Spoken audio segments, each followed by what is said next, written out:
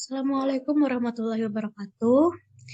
Kami dari kelompok 5 yang beranggotakan saya Vina Fitriana sebagai moderator, Octavia Devi sebagai pemateri, Meiliza Yusdianti sebagai pemateri, Erlima Boru sebagai pemateri, Sri Handayani sebagai pemateri, Marwa Nafisa sebagai pemateri, Ketut Ari Dewi sebagai pemateri, dan Cinti Melanita sebagai pemateri yang akan membahas topik adaptasi pada psikologi bayi. Untuk teman-teman, silahkan untuk menyampaikan hasil diskusi kami. Baiklah, saya Octavia Dewi Permatahati, saya akan membacakan tentang pengertiannya.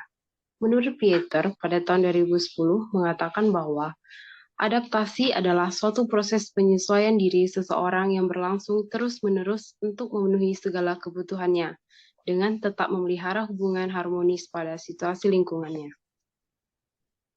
Bayi merupakan tahap awal menjadi seorang individu, di mana masa bayi atau neonatal merupakan masa terjadinya penyesuaian dan masa emas tumbuh kembang individu. Oleh karena itu, akan banyak proses adaptasi fisiologi dan psikologi yang akan dilalui oleh bayi baru lahir. Selanjutnya akan dibacakan oleh Mei. Tahapan adaptasi itu dibagi menjadi 4. Ada tahapan adaptif, frustasi, konflik, dan maladaptif. Adaptif, yaitu manusia sebagai makhluk hidup mempunyai daya upaya untuk menyesuaikan diri secara aktif maupun pasif. Kemudian ada frustasi. Dalam mencapai tujuan, seseorang terkadang justru mengalami kendala sehingga tujuan tersebut gagal dicapai. Hal tersebut akan menyebabkan kecewa dan frustasi. Kemudian ada konflik. Salah satu sumber frustasi adalah adanya konflik antara beberapa motif dan dalam diri individu yang bersangkutan. Kemudian ada maladaptif. Frustasi dan konflik yang terjadi pada individu merupakan sumber atau penyebab stres psikologis. Selanjutnya,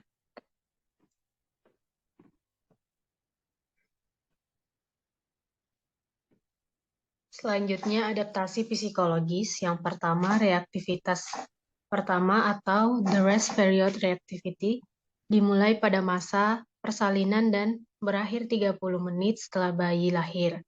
Setelah periode ini, detak jantung cepat dan pulsasi tali pusat jelas. Selama periode ini, setiap usaha harus dibuat untuk memudahkan kontak bayi dengan ibu menurut Amini, Sriasih, Mirhe 2017. Selanjutnya, fase tidur atau the period of unresponsive sleep. Fase ini berlangsung selama 30 menit sampai 2 jam persalinan. Tingkat pernapasan menjadi lebih cepat, bayi dalam keadaan tidur, suara usus muncul tapi berkurang. Jika mungkin, bayi tidak diganggu untuk pengujian utama dan jangan memandikannya. Selama masa tidur, pemberian kesempatan pada bayi untuk memulihkan diri dari proses persalinan dan periode transisi ke kehidupan di luar uterin. Selanjutnya akan dilanjutkan oleh Kak Sri.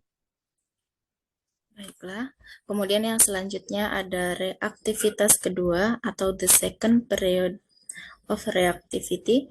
Periode berlangsung selama 2-6 jam setelah persalinan. Jantung bayi labil dan terjadi perubahan warna kulit yang berhubungan dengan stimulus lingkungan. Pemberian makan awal penting dengan pencegahan hipoglikemia dan stimulasi pengeluaran kotoran dan pencegahan penyakit kuning. Pemberian makan awal juga menyediakan kolonisasi bakteri isi perut yang mengarahkan pembentukan vitamin K oleh transduksin intestinal. Kemudian yang selanjutnya akan dibawakan oleh Kak Marwa.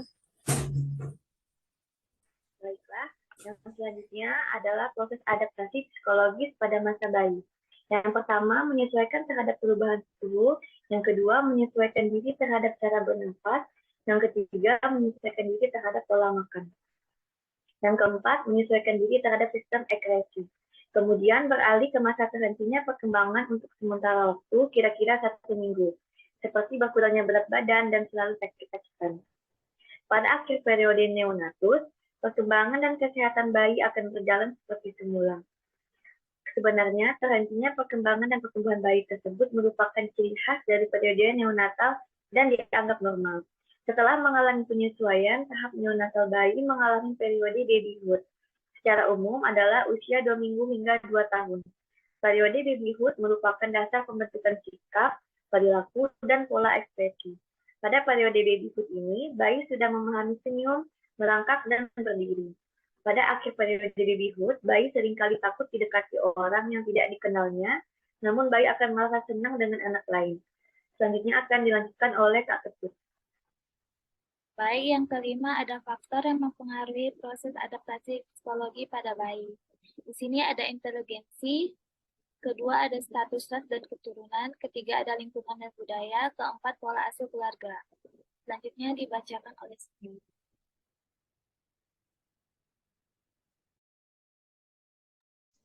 Yang terakhir ada masalah-masalah psikologis pada bayi.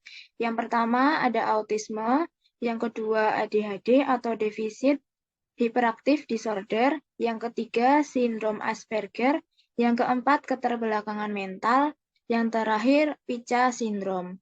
Selanjutnya saya kembalikan kepada moderator.